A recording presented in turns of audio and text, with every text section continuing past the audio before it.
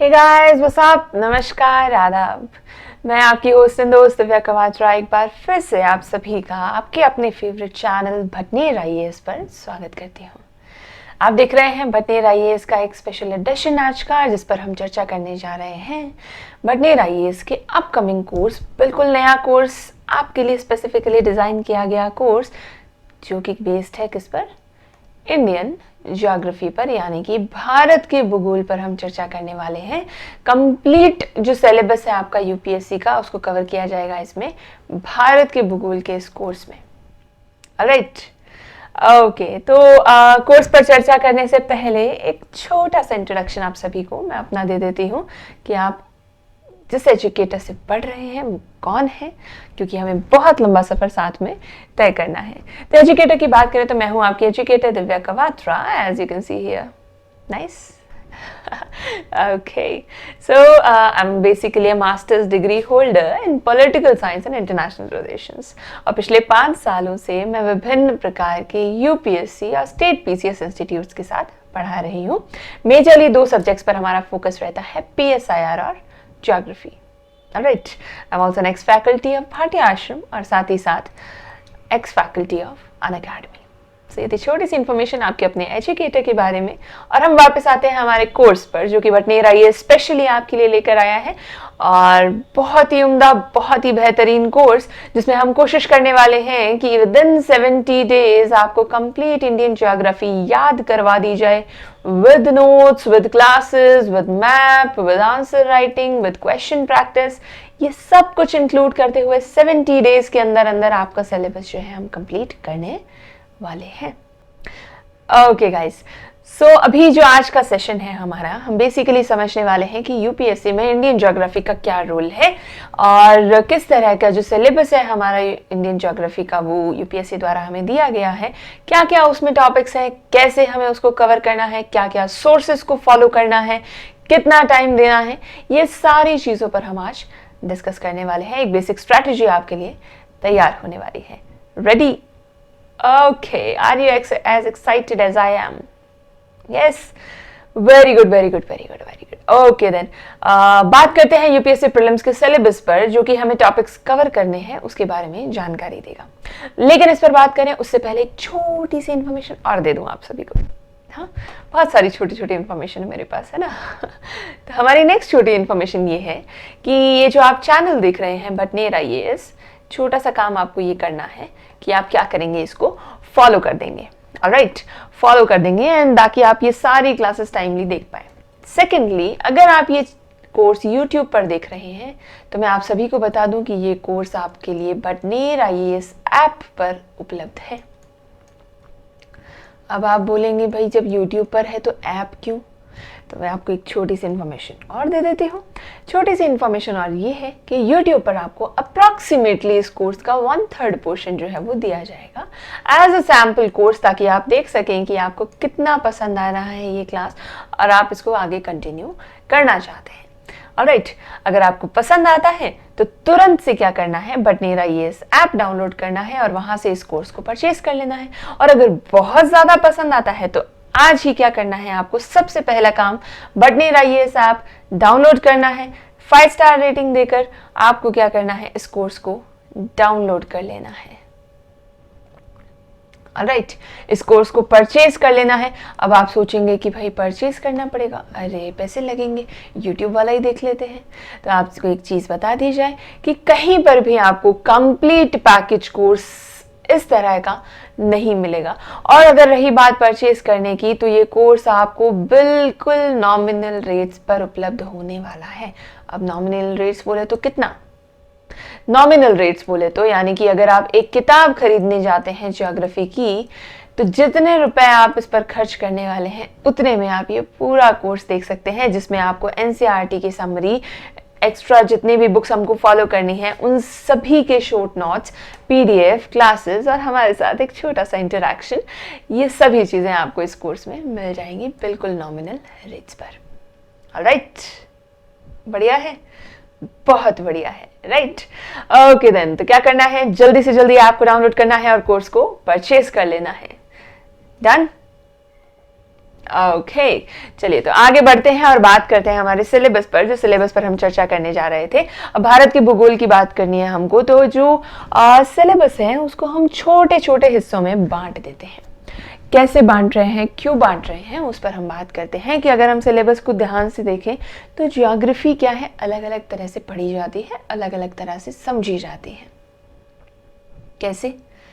अब देखो, अगर मैं आपसे बात करूं ट्राइब्स की, जनजातियों की बात करूं, ट्राइब्स की बात करूं, ठीक है, और बीच में घुसा दूं हिमालय, तो आप कहेंगे भैया ये क्या बकवास है, कहां जनजातियां बोल रहे थे, कहां बीच में हिमालय आ गए। अगर मैं आपसे बात करूं वनस्पति की और बीच में क्या करूं, घुसा दूं संसाधन, रिसोर्सेस, कोयला घुसा दिया, अब कोयला क्या करेगा वनस्पति में। सेग्रीगेशन है, सब्जेक्ट का कंप्लीट सेग्रीगेशन है कि अब क्या पढ़ रहे हैं, कैसे पढ़ रहे हैं और किस तरह से उसको हैंडल करना है, उसको टैकल करना है। ऑलराइट, तो ये चीज हम यहाँ पर देखने वाले हैं, बहुत अच्छे से समझने वाले हैं कि कैसे इस सब्जेक्ट को डिवाइड किया गया है और कैसे उस डिवीजन का आपको यूटिलाइजेशन करना है। तो प्रीलिम्स का सिलेबस जो है हम 3 हेड्स में स्टडी करते हैं। कितने हेड्स में? 3 हेड्स में स्टडी करते हैं। कौन कौन से 3 हेड्स है हमारे पास? पहला हेड आता है प्राकृतिक, भौतिक या फिर फिजिकल जियोग्राफी। ठीक है, प्राकृतिक, भौतिक या फिर फिजिकल जियोग्राफी। अब ये क्या है? देखो, जैसे नाम से पता चल रहा है फिजिकल जियोग्राफी मतलब फिजिक देखना, किसी चीज का फिजिक देखना कि भाई ये टेबल है तो ये इतना ठोस है, ये इसका फिजिक है, ये लकड़ी का बना है, ये इसका फिजिक है ना। हम इस पर बैठकर पढ़ रहे हैं, पढ़ा रहे हैं, ये इसकी उपयोगिता है। ये टेबल हमको 3000 का, 4000 का, 5000 का मिला, ये इसकी आर्थिक वैल्यू है ना। एक टेबल के इतने सारे एस्पेक्ट्स हैं। उसी तरह से अगर हम भारत की बात करें तो जितना ये फिजियोग्राफी आप देख रहे हैं, कहीं पर आपको पहाड़ दिखते हैं, कहीं पर आपको पठार दिखते हैं, कहीं पर आपको हिमालय पर्वत दिख रहे हैं, ये चीजें क्या है? उसका फिजियोग्राफी है ना, भौतिक स्वरूप है। यही भौतिक स्वरूप क्या है, हमारा भारत के भूगोल का पहला सेगमेंट बनाता है, जिसको हम कहते हैं प्राकृतिक भौतिक या फिर फिजिकल जियोग्राफी, जिसमें हम बहुत सारे आयाम पढ़ेंगे। कैसे आयाम? डेजर्ट्स को पढ़ेंगे, हम इंडिया की कोस्ट लाइन्स को पढ़ेंगे, लैंड को पढ़ेंगे, कितनी लैंड है, कहाँ पर कैसे डिवाइडेड है, ये सारी चीजें इसमें कवर होंगी। ये हुआ हमारा पहला एस्पेक्ट। क्लियर? पक्का? ओके, सेकंड बात करते हैं सामाजिक एस्पेक्ट की या फिर सोशल एस्पेक्ट की। अब सोशल एस्पेक्ट की जब हम बात करते हैं तो एक छोटी सी चीज हमको ध्यान रखनी है कि सोशल चीजें कैसे ज्योग्राफी से जुड़ी हैं। अब जाहिर सी बात है, पृथ्वी विशेष ग्रह है, अर्थ एक विशेष ग्रह है। क्यों? क्योंकि इस पर जीवन संभव है। सही है ना? ये इंपॉर्टेंट क्यों है? अर्थ स्पेशल क्यों है? क्योंकि इस पर जीवन संभव है, वरना तो बाकी प्लैनेट्स की जैसा ही हो जाता ना। अब जीवन संभव है, तो जब जीवन संभव हो रहा है तो उसमें 2 तरह की प्रजातियां आती हैं हमारे पास, एनिमल्स और ह्यूमंस, है ना। ये क्या है? जीव जंतु है। अब ये जो जीव जंतु हैं, यही तो क्या कर रहे हैं? इन चीजों की उपयोगिता। पहाड़ों में रहने वाले लोग ही तो उसको क्या कर रहे हैं? एक यूजिबिलिटी दे रहे हैं, एक यूटिलिटी दे रहे हैं, है ना। हिमालय से आने वाली हवाएं, जो यूरोपियन हवाएं हैं, हिमालय उनको रोक देता है, तो भारत में ठंडी नहीं होती है। अब ठंडी हो भी जाए तो क्या घट रहा था? लेकिन अगर जीवन संभव है, ह्यूमन है वहां पर, एक सामाजिक लाइफ है वहां पर, एक सोशल एस्पेक्ट है वहां पर, तभी तो इन चीजों का महत्व है ना। तो किस तरह से लोग रहते हैं? अब मानिए हम कहते हैं गंगा ब्रह्मपुत्रा के एरिया में लोग आकर बसे थे, है ना। सबसे पहले जो है यहाँ पर सेटलमेंट्स बनी थी। क्यों बनी थी? क्योंकि ये क्या है? मैदानी भाग है। गंगा ब्रह्मपुत्रा के द्वारा बनाया गया मैदानी भाग है, जहां पर क्या होता है? कृषि संभव थी, कृषि अच्छी थी, उपजाऊ भूमि थी, इसीलिए तो यहाँ पर आए। अब इस संसाधन का उपयोग किया गया ह्यूमंस के द्वारा, तभी तो इसकी उपयोगिता बनी। इसलिए सामाजिक एस्पेक्ट ज्योग्राफी का बहुत स्ट्रांग हो जाता है, क्योंकि अगर ह्यूमन कंजम्पशन नहीं होगा, ह्यूमन डिमांड नहीं होगी, तो ये सारी चीज़ें क्या है, व्यर्थ हो जाएंगी, है ना। एग्जैक्टली तो ये क्या है, हमारा सोशल एस्पेक्ट है, जिसमें हम ट्राइब्स को देखेंगे, कौन सी ट्राइब्स कहाँ पर रहती हैं, क्या हमारे ट्राइबल ट्रेडिशंस हैं, कैसे कैसे कहाँ कहाँ सेटलमेंट्स बनी हैं, क्यों वहाँ के लोग ऐसे हैं, क्यों वहाँ का कल्चर ऐसा है, क्यों वहाँ की वेजिटेशंस ऐसी हैं, ये सारी चीज़ों को हम इसमें स्टडी करेंगे। ओके, थर्ड जो एस्पेक्ट आता है हमारे पास, थर्ड एस्पेक्ट आता है आर्थिक इकोनॉमिक। इसमें मज़ा आएगा, है ना, पैसे की बात हो गई, अब मज़ा आएगा। इकोनॉमिक या आर्थिक एस्पेक्ट क्या है कि किसी भी चीज़ की जो वैल्यू है, जो संसाधनों की वैल्यू है, जो उनका यूटिलाइजेशन है, वो किसकी तर्ज पर होगा। सबसे पहली चीज़ तो पैसे की तर्ज पर होगा, उसका रेट कितना है, उसका प्राइस कितना है, उसकी यूजेबिलिटी कितनी है। लेकिन क्या इकोनॉमिक वैल्यू सिर्फ पैसे से संबंधित है? सोचो, किसी भी चीज़ का इकोनॉमिक होना क्या सिर्फ पैसे से संबंधित होता है? सोच लीजिए। देखिए क्या होता है, अगर मैं कहूँ भारत की अर्थव्यवस्था, मैंने आपसे कहा भारत की अर्थव्यवस्था, तो क्या आप सिर्फ ये गिनेंगे कि भारत कितना पैसा कमा रहा है और कितना पैसा दे रहा है, या फिर आप ये भी देखेंगे कि हमारी ग्रोथ कितनी हो रही है, हमारी डेवलपमेंट कितनी हो रही है, किस सेक्टर में हो रही है, हम संसाधनों का उपयोग कैसे कर रहे हैं, क्या ये ग्रोथ सस्टेनेबल है या फिर ये हमारे लिए विनाशकारी है, क्या सभी लोगों को इसका फायदा मिल रहा है या लोगों तक इसका बेनिफिट नहीं पहुंच पा रहा है। ये सारी चीजें हम क्या करते हैं, एक अर्थव्यवस्था के रूप में देखते हैं। सिमिलरली जब हम संसाधनों की बात कर रहे हैं, जब हम भूगोल की बात कर रहे हैं, उसके आर्थिक एस्पेक्ट की बात कर रहे हैं, इकोनॉमिक आयाम की बात कर रहे हैं, तो हम क्या कहते हैं कि किसी भी चीज की जो वस्तु है उसके प्राइस के साथ साथ उसकी वैल्यू, उसकी उपयोगिता, वैल्यू का मतलब क्या है कि उसकी उपयोगिता कितनी है, उपयोगिता कैसे हो रही है और कितनी उपयोगिता उसकी की जा सकती है। ठीक है, और दूसरी चीज वैल्यू के अंदर क्या आती है कि वो क्या है, लिमिट क्या है, उसकी यूजेबिलिटी की लिमिट कितनी है, कहाँ तक जाकर इसका यूटिलाइजेशन संभव है। कैसे, एक छोटा सा एग्जाम्पल, आपने देखा होगा कि हाल फिलहाल में इलेक्ट्रिसिटी को लेकर बहुत मारामारी होगी, मारामारी इन सेंस लड़ाई नहीं, कि इसकी जो कमी है, कमी क्यों आ रही है, कोल के संसाधन कम हो गए हैं। संसाधन क्यों कम हो गए हैं, क्योंकि हम कब से तो दोहन करने लगे थे, खत्म तो होगा ही बेचारा, क्यों, क्योंकि इसकी एक लिमिट है।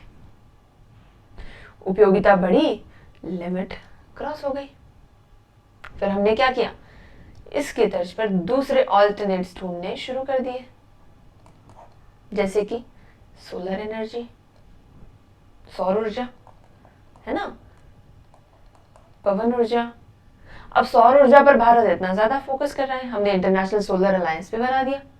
क्यों, क्योंकि ये इकोनॉमिक है। इकोनॉमिक कैसे है, इसकी उपयोगिता बहुत अच्छी है, इससे प्रदूषण भी नहीं होगा और इसकी लिमिट नहीं है। क्यों, क्योंकि जब तक सूरज चांद रहेगा तब तक सूरज की ऊर्जा रहेगी। अब चांद का रोल नहीं है, लेकिन नारा तो ऐसा ही होता है ना, क्या करें, जब तक सूरज चांद रहेगा तब तक तेरा नाम रहेगा। क्या बात है कि सूरज रहेगा तो सौर ऊर्जा रहेगी, यानी कि लिमिट नहीं है। कोल तो जितने हैं हमारे पास, फॉसिल से इनको बनने में थाउजेंड्स ऑफ इयर्स लग जाते हैं, है ना, over the period of millions of years जो है ये डिपॉजिट बना था। अब कब रिन्यू होगा, कब बनेगा, कब उसको यूज कर पाएंगे, बहुत लंबा समय है। अभी हमको क्या चाहिए, कुछ इकोनॉमिक वैल्यू चाहिए। एक छोटा सा एग्जाम्पल कि किस तरह से ज्योग्राफी में किसी चीज की इकोनॉमिक वैल्यू को देखा जाता है। राइट, ओके, तो ये थे हमारे तीन एस्पेक्ट कि भारत के भूगोल को तीन हेड्स में हम स्टडी करने वाले हैं, प्राकृतिक, सामाजिक और आर्थिक। ये दोनों चीजें बेसिकली ह्यूमन ज्योग्राफी का पार्ट है।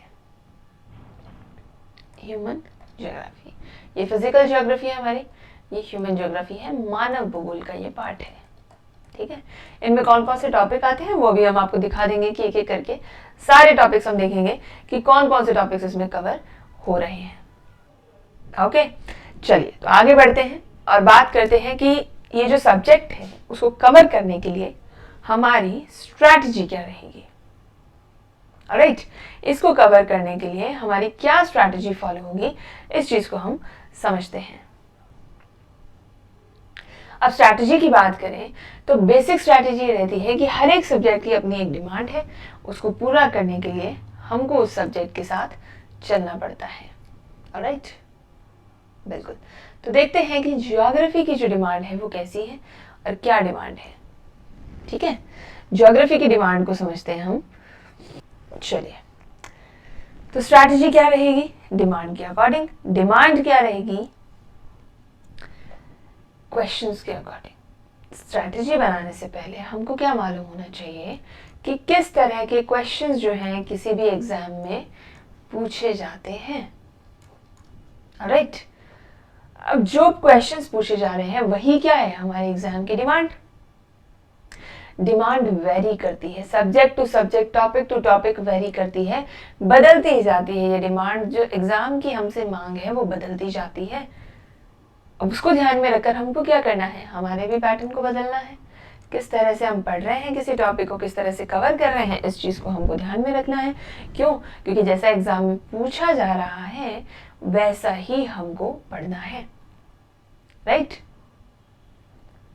क्यों भैया, किसी को पीएचडी करनी है, किसी को मास्टर बनना है सब्जेक्ट का, तो वो एक अलग मैटर है, फिर ये आपके लिए सही जगह नहीं है। यहाँ आपको मास्टर नहीं बनाया जाएगा किसी सब्जेक्ट का, यहाँ आपको सब्जेक्ट में क्वेश्चन अटेम्प्ट करने के काबिल बनाया जाएगा। समझ रहे हो?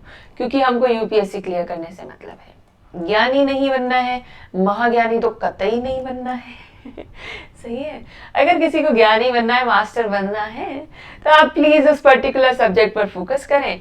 जेआरएफ जैसे बहुत, नेट जेआरएफ जैसे बहुत सारी एग्जाम्स हैं, उनके लिए तैयारी करें और मास्टर बन जाए। यूपीएससी की बात आती है तो देखिए एक अप्रोच होती है स्पेशलिस्ट अप्रोच और जनरलिस्ट अप्रोच, है ना। दो तरह की अप्रोच होती है, स्पेशलिस्ट अप्रोच और जनरलिस्ट अप्रोच। स्पेशलिस्ट अप्रोच में आप स्पेशली एक चीज पर फोकस करते हैं, एक ही चीज पर फोकस कर और आप सारा काम करते हैं। जनरलिस्ट अप्रोच होती है सामान्य तौर पर आप बहुत सारी चीजों का अध्ययन कर रहे हैं। अब यूपीएससी में देखो, आपको हिस्ट्री भी पढ़ना है, आपको ज्योग्राफी भी पढ़ना है, करंट अफेयर्स भी करना है, आपको इकोनॉमिक्स भी पढ़ना है, आपको एनवायरनमेंट भी करना है, साइंस एंड टेक भी करना है, फिर आपका एक पर्टिकुलर ऑप्शनल भी करना है, आपको ऐसे भी लिखना है, एथिक्स भी पढ़ना है, सोशियोलॉजी भी पढ़ना है। कहीं एक चीज पर फोकस है नहीं, क्योंकि क्या है, जनरलिस्ट एग्जाम है ना। तो एक जनरलिस्ट अप्रोच है। स्पेशलिस्ट अप्रोच हमको पर्टिकुलर सब्जेक्ट की नहीं लगानी है, यानी कि किसी भी सब्जेक्ट को हमको इतना नहीं पढ़ना है कि हम उसके मास्टर बन जाए। हमें सिर्फ उतना पढ़ना है जितना हमें हमारे सिलेबस में दे दिया गया है, बस उतना कवर करना है कि भैया क्वेश्चन सॉल्व हो जाने चाहिए, पेपर पास हो जाना चाहिए, कलेक्टर लग जाने चाहिए, है ना। बिल्कुल, डिमांड तो सभी की यही है। सही है, तो यही पर्पस है जो इस कोर्स में रिजॉल्व होगा। मैं आपको फिर से बता दूं, मास्टर नहीं बनेंगे आप सब्जेक्ट के, यहाँ पर आप सिर्फ क्वेश्चन सॉल्व करने के काबिल बन जाएंगे, और इतने काबिल बन जाएंगे 200% क्वेश्चन सॉल्व कर पाएंगे। ऑलराइट, हमको क्या करना है, सब्जेक्ट की डिमांड के अकॉर्डिंग चलना है। ठीक है, पहली चीज। दूसरी चीज जो हमारी स्ट्रैटेजी की है कि हमको क्या करना है, यूपीएससी के लिए अगर ज्योग्राफी कवर करनी है आपको, तो मैपिंग पर खासम खास ध्यान देना है। मैप रीडिंग अगर आपको आती है तो बेहतरीन, नहीं आती है तो हमारे साथ साथ सीखते रहिएगा। और मैपिंग करना बहुत ज़्यादा ज़रूरी है ताकि चीज़ें आपको याद रहें, चीज़ें आप बहुत अच्छे से, क्लैरिटी एक आपके सामने आनी चाहिए, है ना। जैसी क्लैरिटी आती है ना, कोई कह दे कि भैया चीज़ वर्स पिज़्ज़ा, तो सीधा दिमाग में एक इमेज आती है, ये स्लाइस उठी और ये चीज़ ढलता गया, है ना। भूख लग जाती है सुनते ही।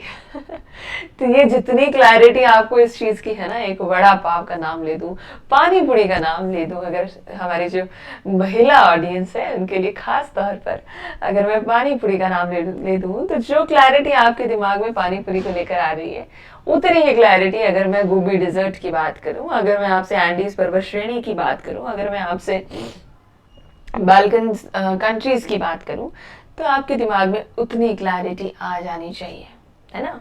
अगर हम इलायची की पहाड़ियों की बात करते हैं, अगर हम कार्बी एंगलोंग का एरिया देखते हैं, अगर हम गारो खासी जयंतिया की मैं बात करूं तो आपके दिमाग में सीधा पिक्चर बन जानी चाहिए कि भैया इस तरह से लोकेटेड है गारो खासी जयंतिया एक सीरीज में, पठार का भाग है ना। आपके दिमाग में नॉर्थ ईस्ट बन जाना चाहिए, गारो खासी जयंतिया की एक लाइन बन जानी चाहिए। इतनी क्लियर पिक्चर हो, ये कैसे बनेगी? मैप के माध्यम से बनेगी। जब आप मैपिंग ज्यादा से ज्यादा करेंगे तब आपको इस चीज का बेनिफिट मिलेगा और ऐसी क्लियर पिक्चर निकल कर आएगी। मजा आ जाए, नहीं आनंद हो जाए। अगर ऐसी पिक्चर्स हमको मिल जाए तो आनंद हो जाए, बिल्कुल राइट। होगा, बिल्कुल होगा। By the end of the course आपके दिमाग में एकदम क्लियर होगी पूरी ज्योग्राफी। आप ऑन द टिप्स बता पाएंगे कौन सी चीज कहाँ पर है, क्योंकि हम ट्रिक्स से, मैप से, हर तरह से चीजें याद करेंगे और सारे कॉन्सेप्ट्स को GIFs के माध्यम से, वीडियोस के माध्यम से समझने की कोशिश करेंगे। एक एक चीज की कॉन्सेप्ट क्लैरिटी आपको बेहतरीन तरीके से दी जाएगी। और इसी बात पर थर्ड जो चीज हमारी आती है यह है कॉन्सेप्ट क्लैरिटी, क्योंकि ज्योग्राफी का जो सब्जेक्ट है उसमें मेजर क्वेश्चंस कॉन्सेप्ट बेस्ड होते हैं और ऐसा नहीं है कि आप गैस कर पाए कि भैया यही पूछा जाएगा। एक कॉन्सेप्ट है जो आपने समझ लिया, अब वो क्या करेंगे, उस कॉन्सेप्ट से रिलेटेड बहुत सारी आपको स्टेटमेंट्स देंगे। उन स्टेटमेंट्स का अध्ययन कर कर आपको समझना होगा कि ये कॉन्सेप्ट की तर्ज पर फिट कौन सी बैठती है और कौन सी गलत होती है। और इसी के साथ क्या होगा, आप स्टेटमेंट जो है वो समझ पाएंगे और क्वेश्चन आपका सही हो जाएगा। कॉन्सेप्ट क्लैरिटी इसमें बहुत ज्यादा जरूरी है। ऑलराइट, तो ये कुछ चीजें हैं यूपीएससी स्ट्रैटेजी को ध्यान में रखते हुए आपको अगर इसको पढ़ना है तो आप क्या करेंगे, इस तरह से इसको कवर करेंगे। ऑलराइट, ये चीजें ध्यान में रखें। अब बात करते हैं कि ये जो यूपीएससी स्ट्रैटेजी है इस सब्जेक्ट को कवर करने की, इसको फॉलो करने के लिए हम आपको कौन सा प्लान दे रहे हैं। ठीक है, सबसे पहली बात, सबसे इंपॉर्टेंट बात आप ध्यान रखिएगा,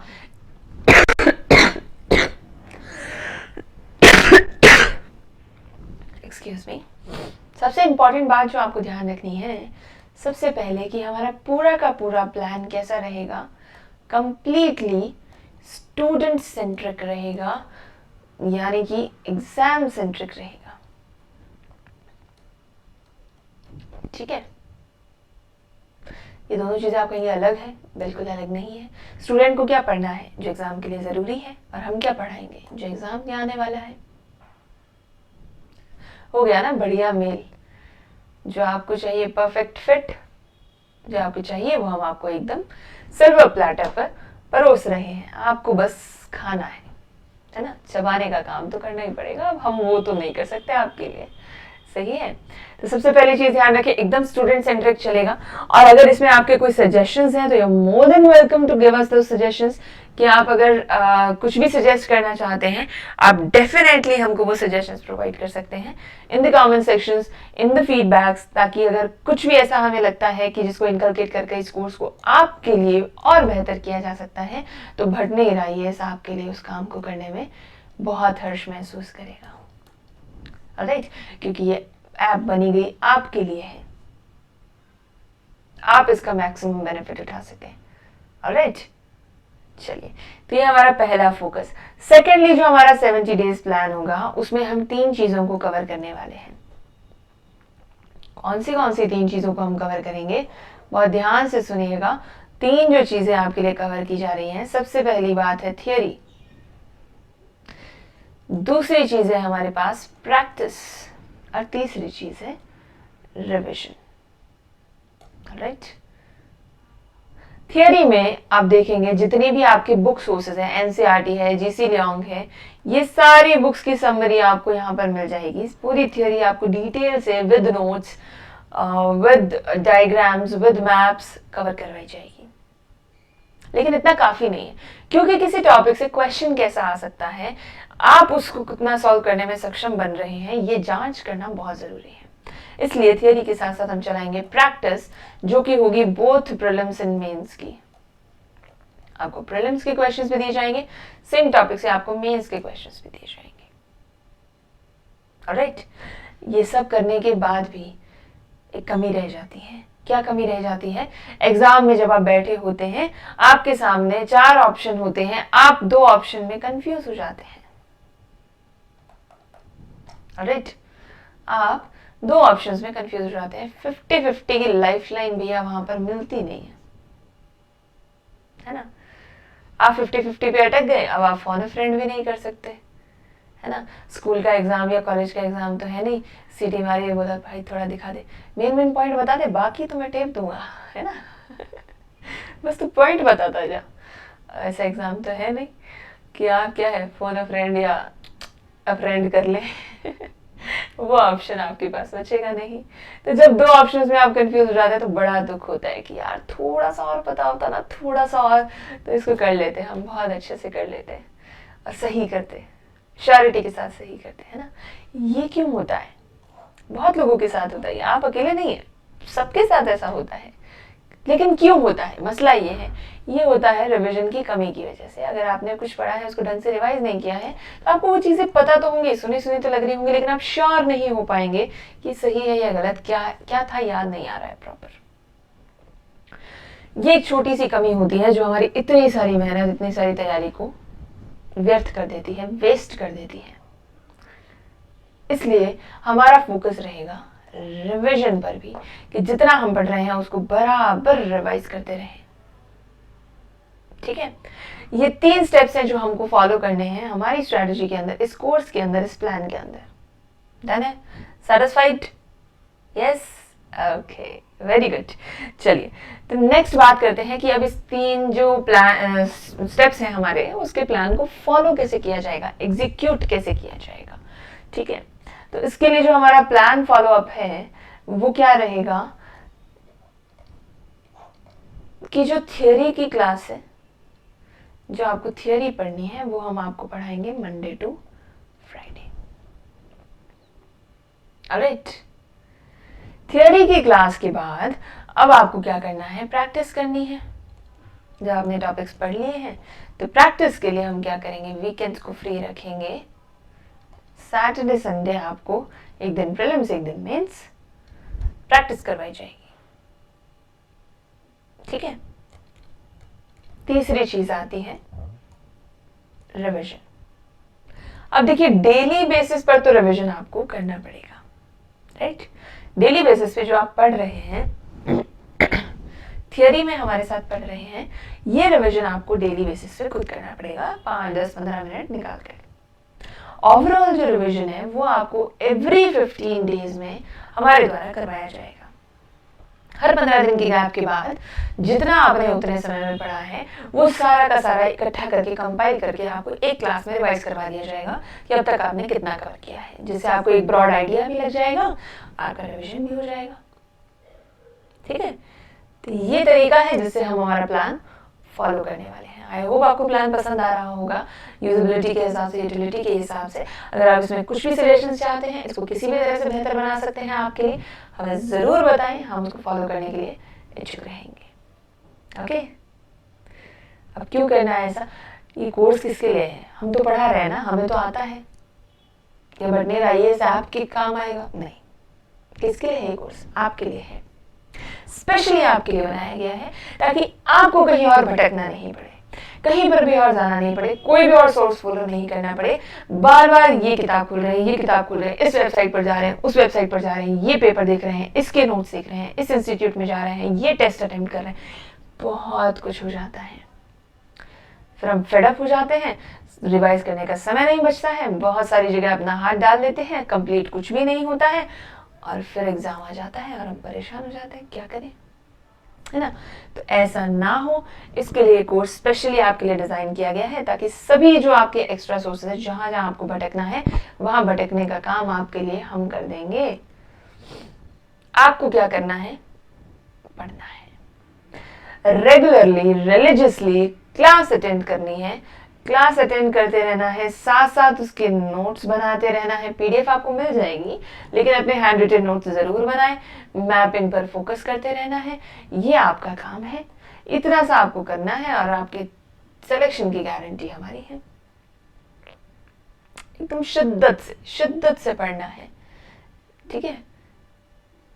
बिल्कुल, जितनी शिद्दत से पबजी खेलते हो या जितनी शिद्दत से आप अपनी शॉपिंग करते हो, जितनी शिद्दत से उस एक्स को चाहा था, उससे 4 गुना ज्यादा शिद्दत लगा देना अपनी जिंदगी के लिए, अपने टारगेट के लिए, अपने पेरेंट्स के सपनों के लिए, अपनी नई उड़ान के लिए। लगाओगे? पक्का?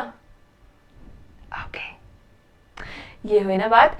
तो इसी तरह से, इसी जेस्ट एंड ज़ील के साथ आपको पूरी की पूरी क्लास, पूरी की पूरी सीरीज देखनी है और हमारा जोश इसी तरह आपके साथ बना रहेगा और इसी तरह हम आपको हर स्टेप पर सपोर्ट करते रहेंगे, हर स्टेप पर आपके लिए इस चीज को बेहतर बनाने का प्रयास हम करते रहेंगे।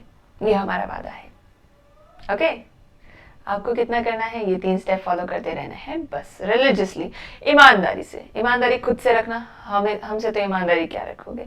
हमारा कोर्स तो खरीद लिया, उसके बाद हमारे यहाँ पर तो आपका रोल खत्म। अब तो क्लास है और आप हो, उसको आप कितने अच्छे से निभाते हो वो आप पर निर्भर करता है। जितना अच्छे से निभा लोगे उतना अच्छा आपको उसका रिजल्ट भी मिल जाएगा, राइट?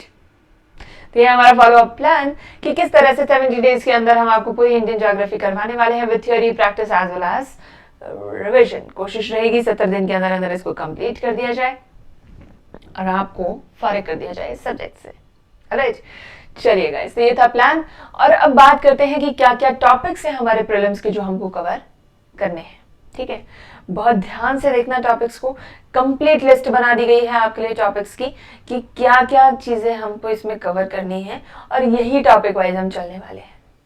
इसी तरह आपका रूटीन चलेगा। टोटल 9 मेजर टॉपिक्स में हमने पूरे सिलेबस को डिवाइड किया है।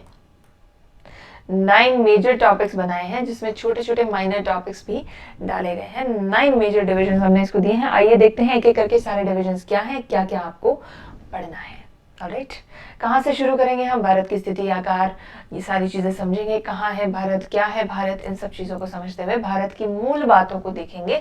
भारत की पड़ोसी कौन है, कहाँ कहाँ दिक्कतें चल रही हैं, राज्य कौन से हैं, कहाँ कहाँ लोकेटेड हैं, राष्ट्रीय सीमा, अंतर्राष्ट्रीय सीमा राज्यों की, ये सारी चीजें हमको भारत के बारे में मूल चीजें देखनी है। ये है भारत की मूल बातें। ऑलराइट, फिर बात आएगी कि भाई भारत को तो हमने समझ लिया, राज्यों को समझ लिया, अब देखेंगे उसकी भौतिक विशेषताएं, फिजिकल फीचर्स जो हैं उसके कौन कौन से हैं, किस तरह से इनको शेप आउट किया गया है, जिसमें एक एक करके हम सारे डिविजन देखने वाले हैं फिजिकल फीचर्स में, भौतिक विशेषताओं में। ठीक है, इसको क्या कहते हैं? हम फिजिकल फीचर्स कहते हैं। थोड़ी बहुत टर्मिनोलॉजी आपको दोनों लैंग्वेजेस में मिलती रहेगी ताकि आपको दिक्कत नहीं आए पढ़ने में और समझने में। राइट, सबसे पहले हिमालयाज को देखेंगे, टॉप टू बॉटम हम चलेंगे। और सबसे पहले हमारे पास हिमालयाज आते हैं, फिर प्लेन्स आते हैं, गंगा ब्रह्मपुत्र की क्रीड़ा द्वारा बनाए गए मैदान हैं, वहाँ पर अलग अलग प्रकार की जलवायु है, मिट्टी है, वो सारी चीज़ हम देखेंगे। फिर हमारे पास उससे नीचे जाए, हमारे पास आता है प्रायद्वीपीय पठार यानी कि पेनिनसुला प्लेट्यू। ठीक है, उस प्लेट्यू के बहुत सारे भाग हैं। फिर हमारे पास डेजर्ट है, रेगिस्तान है, तटीय मैदान है, हमारे द्वीप हैं, अंडमान निकोबार और लक्षद्वीप जो है। ये सारी चीज़ें हम एक एक करके भौतिक विशेषताओं में पूरी करेंगे कि किस तरह से भारत को अलग अलग भौतिक स्वरूपों में बांटा गया है और प्रत्येक भौतिक स्वरूप की अपनी एक विशेषता है। वो क्या है, किस तरह से वो बाकी के जो भौतिक स्वरूप हैं उनसे विभिन्न है, उनसे कैसे अलग है, क्या इनकी विशेषताएं हैं, महत्व क्या है, इन सारी चीजों को एक एक करके हम कवर करेंगे। राइट, उसके बाद हम आएंगे हमारी नदी प्रणाली के ऊपर।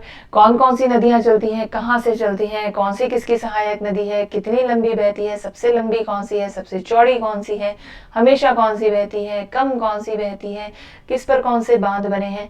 इस प्रकार के सारे क्वेश्चंस इस टॉपिक में आपको कवर करवाए जाएंगे। यानी कि जिसमें हम देख रहे हैं नदी प्रणाली, पूरा का पूरा हमारा रिवर सिस्टम कवर होगा। राइट, इंडस, गंगा, ब्रह्मपुत्र, फिर हमारी जो साउथ की नदियां हैं, प्रायद्वीपीय पठारीय नदियां हैं, महानदी, गोदावरी, कृष्णा, कावेरी। ठीक है, ये सारी रिवर्स जो हैं, इनसे रिलेटेड सारे फैक्ट्स जो हैं हम यहाँ पर कवर करने वाले हैं। नेक्स्ट जो टॉपिक आता है हमारे पास वो है जलवायु यानी कि क्लाइमेट। ठीक है, अब क्लाइमेट बहुत इंपॉर्टेंट टॉपिक है। पूरी क्लाइमेटोलॉजी जो है हम इसमें स्टडी करेंगे और ये इंपॉर्टेंट भी है और थोड़ा सा टिपिकल भी होता है। जनरली स्टूडेंट्स इसमें अटक जाते हैं, इस टॉपिक को समझने में उनको थोड़ा सा समय भी लग जाता है और दिक्कत भी आती है। इसलिए इस टॉपिक को हम आपके लिए GIFs के माध्यम से, शॉर्ट वीडियोस के माध्यम से, एग्जाम्पल्स के माध्यम से, लाइव मैपिंग्स के माध्यम से बहुत सिंपल कर देंगे यार। आपको इतना आनंद आएगा क्लाइमेट पढ़ने में कि आपने कभी सोचा भी नहीं होगा कि क्लाइमेट को इस तरह से पढ़ा जा सकता था। ठीक है, एंड यकीन मानिएगा जो टॉपिक से आज आपको डर लग रहा है ये आपका फेवरेट टॉपिक बन जाएगा एक बार आपने क्लास देख ली तो। इसमें हम क्या करेंगे, साइक्लोन्स हैं, फ्लड्स हैं, ये सारी चीज़ें जलवायु में जो भी चीज़ें आती हैं उसको कवर करेंगे। मेनली हमारा टॉपिक रहेगा मॉनसून का, क्योंकि ये सबसे बड़ा प्रभावी कारक है भारत की जो अर्थव्यवस्था है उसका। ठीक है, नेक्स्ट जो टॉपिक है हमारे पास वह है खनिज और उद्योग। खनिज वितरण है, कहाँ कहाँ पर कौन से संसाधन मिलते हैं, क्या उसके लिए हमने पॉलिसीज लगाई हैं, कितना हमने उसको एक्सट्रैक्ट कर लिया है, कितना बचता है, कौन कौन से स्थान हैं जहाँ पर इसकी उपलब्धताएं हैं, कहाँ से निकाला जा सकता है, कहाँ पर अभी तक हमारे पास संसाधन नहीं है जहाँ से हम इन खनिजों को उपयोग में ले सकें, कौन कौन से उद्योग में कौन सा खनिज काम में लिया जाता है। ये सारी चीज़ें हम लोग एक एक करके खनिज और उद्योग के टॉपिक में कवर करेंगे। नेक्स्ट हमारे पास आएगा कृषि का टॉपिक, यानी कि एग्रीकल्चर का टॉपिक। अब एग्रीकल्चर बहुत इंपॉर्टेंट है क्योंकि आप जानते हैं कि भारत की अर्थव्यवस्था मुख्य रूप से कृषि आधारित अर्थव्यवस्था है, और इसीलिए भूमि का उपयोग कैसे है, कृषि की पद्धतियाँ कौन सी हैं, हमारी ग्रीन रेवोल्यूशन की बात करेंगे, कौन सी मिट्टी मिलती है, कौन सी फसलें मिलती हैं, किस तरह से सिंचाई की जाती है, भूमि सुधार के लिए हमने क्या क्या किया है, क्या पशुपालन साथ में होता है, सरकार क्या क्या कर रही है इस एरिया को बेहतर बनाने के लिए। ये सारी चीजें एक एक करके हम लोग यहाँ पर कवर करेंगे। नेक्स्ट जो हमारा टॉपिक आएगा वो है प्राकृतिक वनस्पति, natural vegetation and wild life. प्राकृतिक वनस्पति और वन्य जीव। ठीक है, ये हमारा नेक्स्ट टॉपिक है जिसमें हम देखेंगे कि नेचुरल वेजिटेशन हमारे पास शंकुधारी वन है, हमारे पास सदाबहार वन है, अलग अलग प्रकार के वर्गीकरण है, उन सभी को एक एक करके देखेंगे। कहाँ कितनी वर्षा मिल रही है हमको, उसके कारण कितनी वनस्पति हो रही है। और जीवों की बात करनी है तो हम बायोस्फीयर रिजर्व्स, राष्ट्रीय उद्यान, ये सारी चीज़ें भी यहाँ पर देखने वाले हैं। ठीक है, रेड लिस्ट देखेंगे, IUCN की रेड लिस्ट, जिससे हमेशा एक क्वेश्चन पक्का पूछा जाता है, तो ये भी हम करंट के तौर पर कवर करेंगे। नेक्स्ट टॉपिक है हमारे पास आर्थिक अवसंरचना। हमने देखा था कि एक इकोनॉमिक एस्पेक्ट भी आता है ना, इकोनॉमिक एस्पेक्ट भी आता है, जैसे टूरिज्म है, ट्रैवल एंड टूरिज्म है, इलेक्ट्रिसिटी है, एनर्जी सेक्टर है, हमारा ऊर्जा का स्रोत है, पारंपरिक गैर पारंपरिक अलग अलग स्रोत हैं, ऊर्जा का संरक्षण किस तरह से करना है, उसको सतत पोषणीय कैसे बनाना है, ये सारी चीज़ों पर हम इसमें बात करेंगे, एक इकोनॉमिक एस्पेक्ट देखेंगे। और फाइनली हमारे पास आता है मानव भूगोल, लास्ट जो हमारा टॉपिक है जनसांख्यिकी, जिसमें हम सेंसस देखेंगे, कितनी पॉपुलेशन हो रही है, कैसे पॉपुलेशन बढ़ रही है, कितना कंट्रोल है, जनगणना देखेंगे पूरी। ये हमारा सारा करंट का मैटर आएगा। ऑलराइट, तो ये हमारे मेजर टॉपिक्स हैं सिलेबस के, जिसको हमने बहुत अच्छे से सेग्रीगेट कर दिया है ताकि आपके सामने क्लियर पिक्चर रहे कि आपको कितने टॉपिक करने हैं, कौन कौन से टॉपिक करने हैं, और कौन सा टॉपिक कंप्लीट हो गया है, कौन सा बाकी रहता है। जो कंप्लीट सेग्रीगेशन आपको इसमें दे दिया गया है। ऑलराइट, अब ये टॉपिक्स पढ़ने कैसे हैं, एग्जाम की डिमांड क्या है, इसको समझने के लिए हमने बात की थी कि हमें देखने पड़ते हैं क्या, प्रीवियस ईयर क्वेश्चंस। राइट, इसको समझने के लिए हमको क्या चाहिए होता है, हम देखें प्रीवियस ईयर क्वेश्चंस, और आप तो देखेंगे ही देखेंगे, आपको सारे क्वेश्चंस देख रहे हैं, कुछ क्वेश्चन सैंपल के तौर पर हम यहाँ आपके साथ डिस्कस कर रहे हैं, उन पर भी आप एक नजर जरूर डालें। ओके, करें स्टार्ट। ओके देन, पहले क्वेश्चन की बात करते हैं, एक सैंपल क्वेश्चन 2018 का क्वेश्चन है, मृदा पर बेस्ड, मृदा आधारित, सॉइल बेस्ड। ठीक है, क्या क्वेश्चन पूछा गया, कृषि मृदाओं के संदर्भ में निम्नलिखित कथनों पर विचार करें। कथन दिए गए हैं, आपको 3 विचार करना है और बताना है कौन सा कथन सही है। तो क्या दिया गया कि मृदा में कार्बनिक पदार्थ का उच्च अंश इसकी जल धारण क्षमता को प्रबल रूप से कम कर देता है।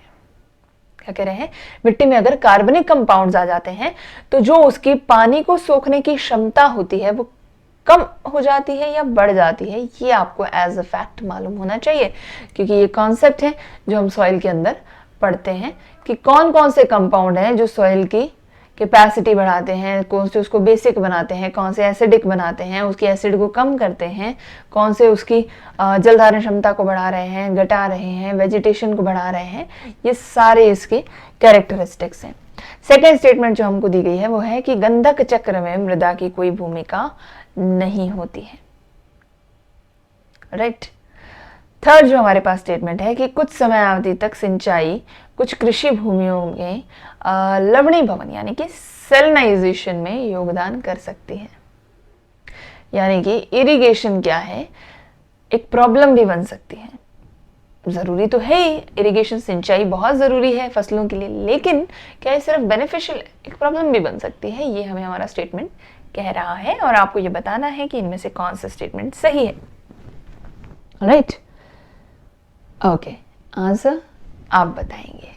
कमेंट सेक्शंस आपके लिए खुले हैं, आंसर्स आप बताएंगे वहां पर हमको, और ये रिसर्च करेंगे कि किस तरह के स्टेटमेंट्स हैं, क्या क्या इसमें सही है। हम आपको बता रहे हैं टाइप ऑफ क्वेश्चन, जैसे सॉइल से इस टाइप के क्वेश्चंस आपको देखने को मिल सकते हैं। अब बात करते हैं अपवाह तंत्र की। अगर अपवाह तंत्र ड्रेनेज सिस्टम की बात करें तो उससे किस प्रकार के क्वेश्चंस आते हैं। अभी 2019 में ही एक क्वेश्चन पूछा गया ड्रेनेज सिस्टम से, जो मैं आपको दिखा रही हूँ। युग्म दिए गए हैं, आपको सुमेलित करना है कौन सा हिमनद है, कौन सी नदी उससे संबंधित है। ठीक है, बंदरपुंज, बाराशिगरी, मिलाम, सियाचिन और जेम, ये आपको हिमनद दिए गए हैं और नदियों के नाम दिए गए हैं यमुना, चिनाब, मंदाकिनी, नुब्रा और मानस। कौन से सही सुमेलित है ये आपको बताना है। इस प्रकार के प्रश्न आपको ड्रेनेज सिस्टम अपवाह तंत्र में देखने को मिल सकते हैं। सिमिलरली अपवाह तंत्र में एक टाइप के क्वेश्चन और है। कौन सा क्वेश्चन है? स्टेटमेंट वाला, कथन वाला क्वेश्चन है। जैसे कि पूछा गया कि तीस्ता नदी के संदर्भ में कथनों पर विचार करना है। कौन सी नदी? तीस्ता नदी। पहला स्टेटमेंट हमको दे दिया गया कि तीस्ता नदी का उद्गम वही है जो ब्रह्मपुत्र का है, लेकिन ये सिक्किम से होकर बहती है, ना कि अरुणाचल से। ब्रह्मपुत्र हम जानते हैं कहां से आती है, अरुणाचल से आती है। ये कह रहे हैं कि इनका सोर्स तो सेम है तीस्ता और ब्रह्मपुत्र का, लेकिन ये सिक्किम में बहती है, अरुणाचल में नहीं बहती। सेकेंड स्टेटमेंट दिया है रंगीत नदी की उत्पत्ति सिक्किम में होती है और यह तीस्ता नदी की सहायक नदी है। ओके, सहायक नदियां हमको याद करनी ही है। सहायक नदी का एक कॉन्सेप्ट आ गया। उद्गम स्थल भी किसी नदी का, हम कोई भी नदी पढ़ते हैं उसमें कुछ फैक्टर्स याद करते हैं। उद्गम स्थल है, सहायक नदी है, उसका एरिया है, कितनी लेंथ है, कौन कौन से राज्यों से होकर गुजर रही है, अगर वो कोई मुख्य गॉर्ज या फिर स्ट्रक्चर बना रही है तो वो कौन से हैं, अगर उस पर कोई बांध बना हुआ है तो वो कौन सा है। ये बेसिक क्या है, हमारे कॉन्सेप्ट्स होते हैं जो नदियों में हम कवर करते हैं। तीसरी चीज है तीस्ता नदी। भारत और बांग्लादेश की सीमा पर बंगाल की खाड़ी में जा मिलती है। अब क्या ये बंगाल की खाड़ी में मिल रही है या नहीं, और क्या वाकई भारत और बांग्लादेश की सीमा का इसमें कोई रोल है, ये स्टेटमेंट्स हमको मालूम होने चाहिए। राइट, तो ये है सेकेंड टाइप ऑफ क्वेश्चन जो आप वहां तंत्र से पूछे जा सकते हैं। नेक्स्ट जो टाइप ऑफ क्वेश्चन है, हम आते हैं भू आकृतिक प्रदेश और भूगर्भिक संरचना। ठीक है, भू आकृतिक जो प्रदेश है हमारे, फिजियोग्राफी का क्वेश्चन है ये, और इसमें ये पूछा गया कि कुछ कथन दिए हैं आपको, अगेन देखना है कौन से सही हैं। कहते हैं कि बैरन द्वीप ज्वालामुखी एक सक्रिय ज्वालामुखी है जो भारतीय राज्य क्षेत्र में स्थित है। बैरन द्वीप कहां पर है?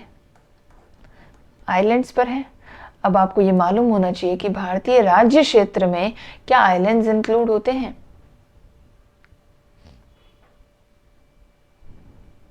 है ना। सेकेंड जो स्टेटमेंट है, बैरन द्वीप ग्रेट निकोबार के लगभग 140 किलोमीटर पूर्व में स्थित है, यानी कि इसकी लोकेशन कहां पर है। Again mapping mapping mapping. Third statement है, पिछली बार बैरन द्वीप ज्वालामुखी 1991 में उद्गार हुआ था और तब से यह निष्क्रिय यानी कि डॉर्मेंट बना हुआ है। अब जाहिर सी बात है, अगर हम ज्वालामुखी पढ़ रहे हैं, किसी वॉल्केनो को पढ़ रहे हैं और उसमें विस्फोट होता भी है, तो हमें पता होना चाहिए भैया कब हुआ विस्फोट।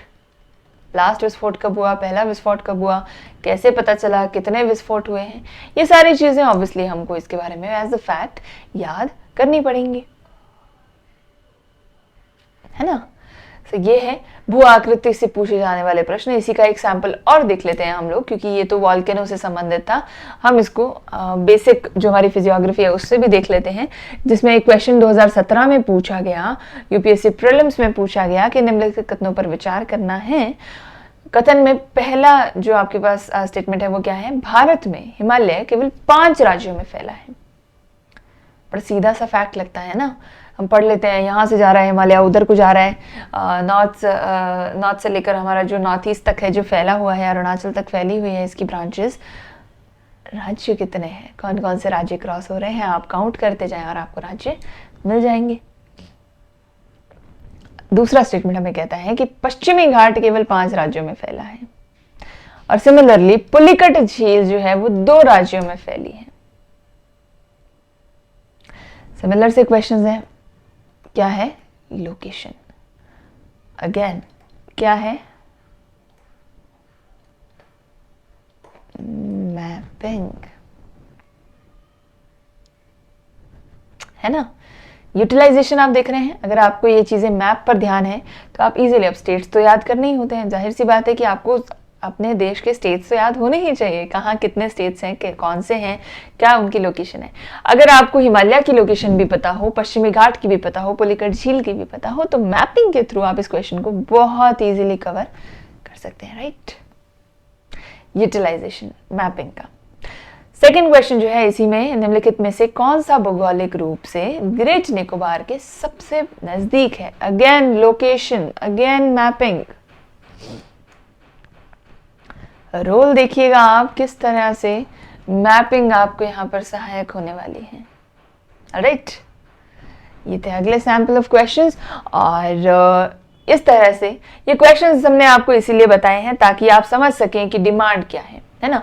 जो हम ये स्ट्रैटेजी फॉलो करने वाले हैं, या ये जो टॉपिक्स हम कवर करने वाले हैं, इतने सारे टॉपिक्स सिलेबस के, इनको किस तर्ज पर कवर करना है, किस तरह के क्वेश्चंस के लिए इनको तैयार करना है, कैसे इनकी थियोरी को कवर करना है, किस तरह के क्वेश्चंस की प्रैक्टिस करेंगे इसकी, ये सारी चीजें किस पर बेस्ड होंगी, कैसे क्वेश्चंस पूछे जाते हैं, ट्रेंड क्या चलता है, पैटर्न क्या चलता है, ये चीज हमको ध्यान में रखनी है, राइट। एग्जैक्टली। तो ये थे types of question, sample of questions, ताकि आपको समझ में आए कि डिमांड क्या है एग्जाम की, किस तरह के क्वेश्चन एग्जाम में पूछे जाते हैं। ओके, आई रियली होप कि आप सभी को समझ में आया होगा कि क्या सब्जेक्ट है, कैसे उसको कवर करना है, कैसे हैंडल करना है, एग्जाम की डिमांड क्या है, सिलेबस क्या है, ये सारी चीजें आई होप आप सभी को समझ में आई होंगी और बहुत अच्छे से समझ में आई होंगी, राइट। कमेंट सेक्शन में अपना फीडबैक ज़रूर दीजिएगा हमको, आपका फीडबैक हमारे लिए बहुत इंपॉर्टेंट है, और जितने ज़्यादा आपके अच्छे अच्छे प्यारे प्यारे शब्द हमें सुनने को मिलेंगे, उतना ही हमारा मोटिवेशन बढ़ता जाएगा और दिल लगाकर आपके लिए मेहनत करने का और अच्छा कंटेंट आपके लिए लेकर आने का, बेस्ट टू बेस्ट आप लोगों को प्रोवाइड करने का। एक बार फिर से छोटा सा आपको इन्फॉर्मेशन मैं दे देती हूँ कोर्स के बारे में, कि ये जो कोर्स है इंडियन ज्योग्राफी का जो आज से शुरू हुआ है, ये कोर्स आपको भटनेर IAS के YouTube चैनल प्लस ऐप पर मिल जाएगा। YouTube चैनल पर आपको इसका सैम्पल कोर्स के तौर पर अप्रॉक्सीमेटली 1/3 पोर्शन मिलेगा, जिसके बाद आपको ऐप पर जाकर इस कोर्स को परचेज करना पड़ेगा, और खरीदने की कीमत बहुत नॉमिनल है, लगभग एक किताब खरीदने जितनी। आप एक किताब खरीदेंगे उतने में आपको ये पूरा का पूरा कोर्स मिल जाएगा। फीस बहुत ज़्यादा नहीं रखी है, बिल्कुल अफोर्डेबल रखी गई है आपके लिए। भटनेर IAS का ये स्पेशल प्रयास है कि सभी बच्चों तक अफोर्डेबल एजुकेशन पहुंचाना, है ना। अफोर्डेबल हो, जो आप जिसका भाड़ा वहन कर सकें, जो खर्चा आप कर सकें, उस दाम पर आपको पूरा का पूरा कोर्स उपलब्ध कराना, ताकि आप बहुत आसानी से बेस्ट ऑफ बेस्ट पढ़ सकें। हमारी ये कोशिश रहेगी कि कंप्लीट कंटेंट आपको बहुत बेहतरीन तरीके से दे दिया जाए। आप ऐप पर पूरी क्लासेस और PDF दोनों चीज़ों को एक्सेस कर सकते हैं, राइट। तो देर किस बात की, जल्दी से जल्दी वर्नियर IAS ऐप डाउनलोड करें, वहाँ पर हमारी प्रोफाइल सर्च करें और वहाँ आपको ये कोर्सेज लिस्टेड मिल जाएंगे, उसको जल्दी से जल्दी परचेज कर लें और डेली हमारे साथ इस कोर्स में जुड़ते रहें और अपना फीडबैक हमें ज़रूर देते रहें। और जितने भी आपके सजेशंस होंगे हम ज़रूर कोशिश करेंगे कि उन सभी को इनकलकेट करके इस कोर्स को स्पेशली आपके लिए बहुत अच्छे से रीडिज़ाइन किया जा सके, क्योंकि ये पढ़ना आपने है, कोर्स आपके लिए बनाया गया है, तो जितना बेहतरीन आपके लिए हो सकेगा हम उतना बेहतरीन कर कर आपको इसको देंगे। ऑलराइट, चलिए, आई होप आप सभी को उतना ही मज़ा आया होगा जितना मुझे मज़ा आया आप सभी के साथ। बहुत बहुत शुक्रिया आज की क्लास में हमारे साथ जुड़ने के लिए। मैं आप सभी की एजुकेटर दिव्या कवात्रा आज के लिए आपसे यहाँ से विदा लूंगी। इतना ही पोर्शन है, कल हम अगेन मिलेंगे और कल हम डिस्कस करेंगे आपके सब्जेक्ट का पहला टॉपिक, दैट इज ज्योग्राफी क्या है, इंडियन ज्योग्राफी क्या है, भारत की स्थिति, आकार, परिस्थितियां, इन सभी चीज़ों से हम शुरू करने वाले हैं और बहुत इंटरेस्टिंग मैप्स के साथ, बहुत इंटरेस्टिंग ट्रिक्स के साथ कल हम फिर से आप सभी के सामने पेश होंगे और आपके अपने फेवरेट चैनल भटनेर IAS पर ही आप सभी से फिर से मुलाकात होगी। ऑलराइट, चलिए, आज की क्लास में हमारे साथ जुड़ने के लिए बहुत बहुत धन्यवाद एक बार फिर से आप सभी का, और कल फिर से मिलेंगे आप सभी से। अभी के लिए I will be signing off, your own educator Divya Kavatra. Thank you, have a nice day, take care.